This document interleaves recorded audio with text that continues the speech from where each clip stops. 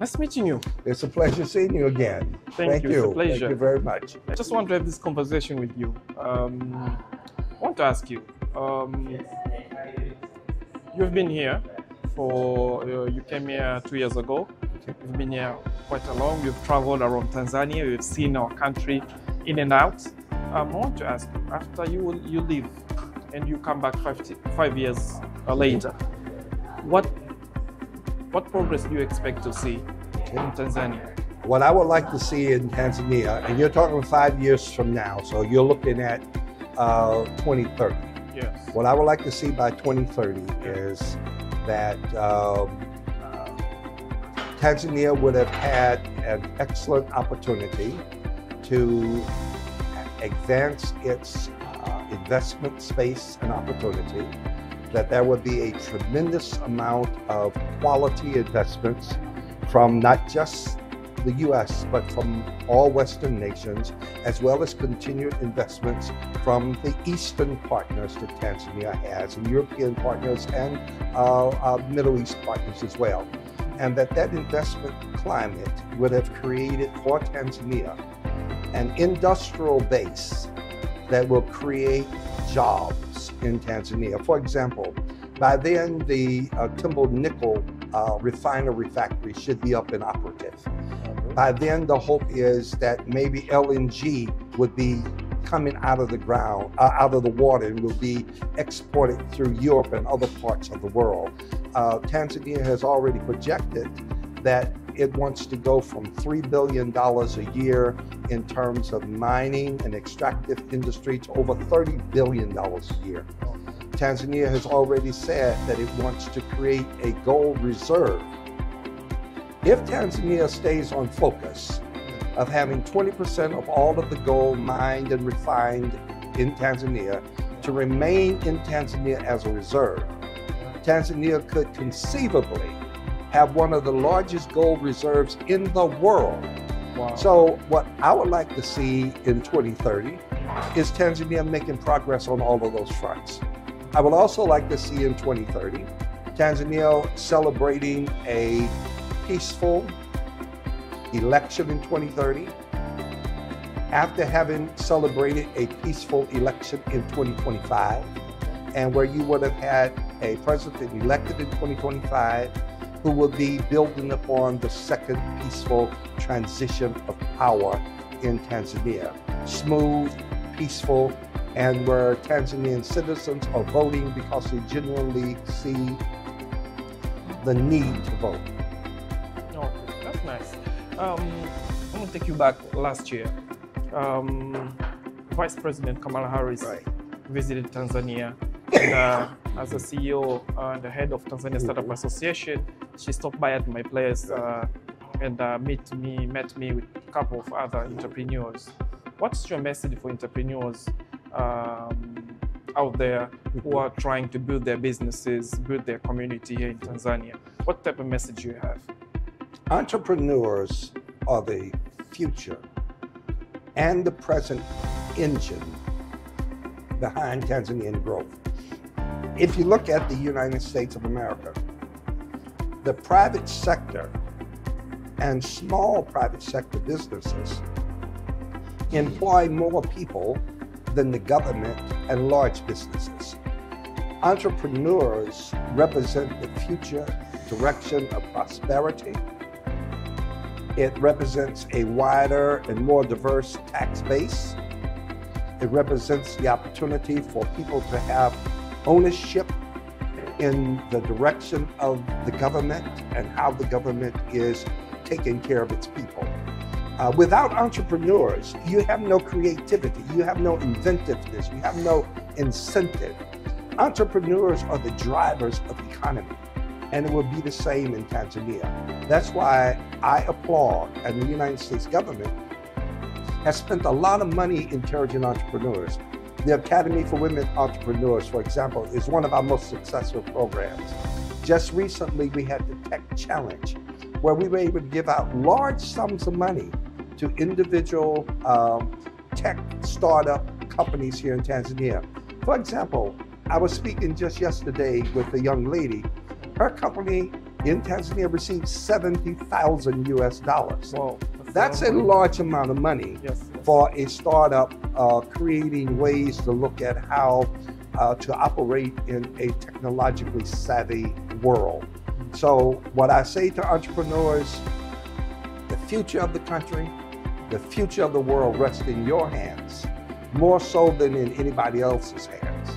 Okay. Since President Hassan came to power, we've seen the increase for FDI, foreign direct investment, coming to Tanzania. Also in the startup space, where majority of the financing, all the investors are coming from US to invest in Tanzanian startups. We've seen huge influx of American companies starting to set shops here in Tanzania. You, as a US ambassador, how do you feel about business environment in Tanzania? You know, one of the things that I encourage very strongly is for DFC in the US to release $320 million US dollars to CRBD Bank. And we did. And that money was designed to allow the bank in Tanzania to offer low-cost loans to small businesses, and where the U.S. will help to guarantee that those loans will be paid. Now, the confidence is that when a person receives a guaranteed loan like that, there's a higher probability that they will pay it back than there is a lower probability, in part because the interest rate is low. And it will give an opportunity for businesses to grow. The business environment in Tanzania, after President Samia gave directives to the TRA and the TIC to sort of harmonize how they offer incentives and how taxing is done, as well as the return of some of the VAT to agencies that are development agencies, have been very positive moves toward increasing an investment environment. So what I see today and what I hope for by 2030, as you asked in your first question, is that all of those issues will be so resolved that what you see now as U.S. investment and Western investment will be small compared to the possibilities by 2030. But it's all in Tanzania's hands. Tanzania controls her own future more than anybody else. And so as Tanzania becomes more open in political space and in economic space, one would see the connectivity between freedom politically and economic prosperity. As an ambassador, tell me 3 accomplishments you are very proud of as your time as ambassador here in Tanzania. Okay. 3 accomplishments. Well, one of the first would be the commercial dialogue, which has allowed for Tanzanians and U.S. businesses, private sector and public sector, to talk about how to remove trade barriers in Tanzania. The releasing of the money that I just mentioned from DFC. The fact that in the short time that I've been here, we have had a large number of key people from the U.S. government coming to Tanzania. People from the U.S. Senate, as well as from the House of Representatives, people from our Justice Department, from our Energy Department, State Department, Vice President of the United States coming to Tanzania. And the fact that just yesterday, I don't know when this is going to be aired, but just yesterday from today, there were Tanzanian government officials meeting with President Biden in Angola. Vice President. The Vice President, and there were members from the Foreign Ministry who were there as well, talking about the Libido Corridor and how the Libido Corridor represents an economic boom, not only for Tanzania, but for connecting the west coast of Africa to the east coast of Africa, where all of the landlocked countries from west to east would have access coast to coast in terms of trade and mobility. That, I think, is a phenomenal achievement. And also working alongside of the Tanzanian government, just respect for the Tanzanian people and the respect that the Tanzanian people have had for me and for the members of our embassy. I think it's probably the major accomplishment that any diplomat can have, to be able to pick up the phone call key officials in the Tanzanian government, and they actually answer the phone when I call. Wow. That is the biggest accomplishment that any diplomat can ever have. Now, let's look a little bit further into the future. Okay. Personally, I'm a member of a technical committee which is responsible for drafting Tanzania's development vision 2050. Okay. So now we are trying to imagine Tanzania's future in 2050. Let's close our eyes and imagine it's 2050. How do you see Tanzania in 2050? Now, 25 years from now. For a long time, since 2013, I was at the African Union when Africa 2063 was being developed, yes, which was a 50-year celebration from the beginning of the OAU to projecting where the AU would be in 2063.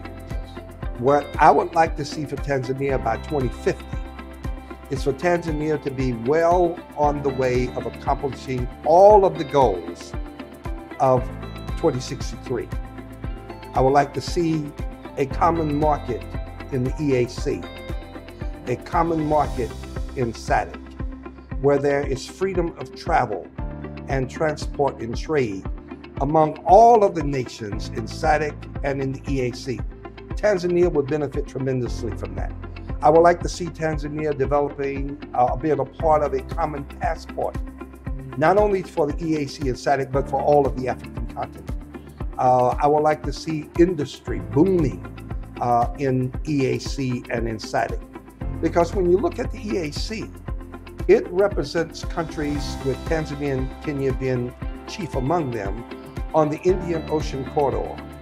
That is a major trade route for the future of the planet because it is access to China, to Japan, to South Korea, not just Asia, but it's access to Europe, access to the Arab world, access and connectivity to the rest of the African continent. I would like to see Tanzania's space on the Indian Ocean corridor to be so massively engaged that when anybody think about Indian Ocean trade, they will automatically think about Tanzania and the ports of Dar es Salaam and whatever ports Tanzania would have developed by then. That's what I would like to see in Tanzania 2050 and Tanzania 2063. Okay. So, you are coming nearly to the end of your tour here in Tanzania. You are going back to US. Yes. What have you been doing there? Just curious. Well, you know, I was retired for 7 years before I was asked to come and take this job. Okay. So I was already retired. Okay. I've had a very successful life. I retired as a military officer as a lieutenant colonel. I retired as president of an academic institution. Yes. I'm a theologian by academic background. I was president of a theological seminary. That's the top of the game that you could go as an academic in theology. Yeah. And so I had a very long career with 44 years of work and engagement.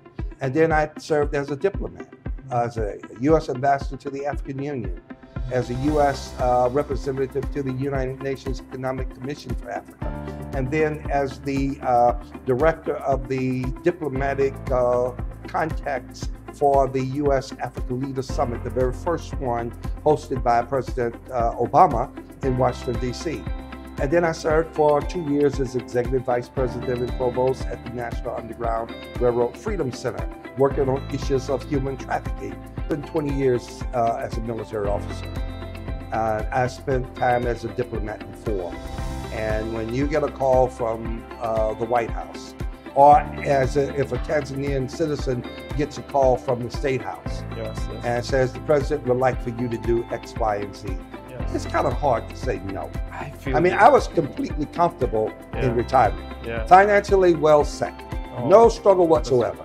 So I will go back to enjoying life as a retired person, and my only job will be hanging out with my grandchildren. Nice. One last question. Sure.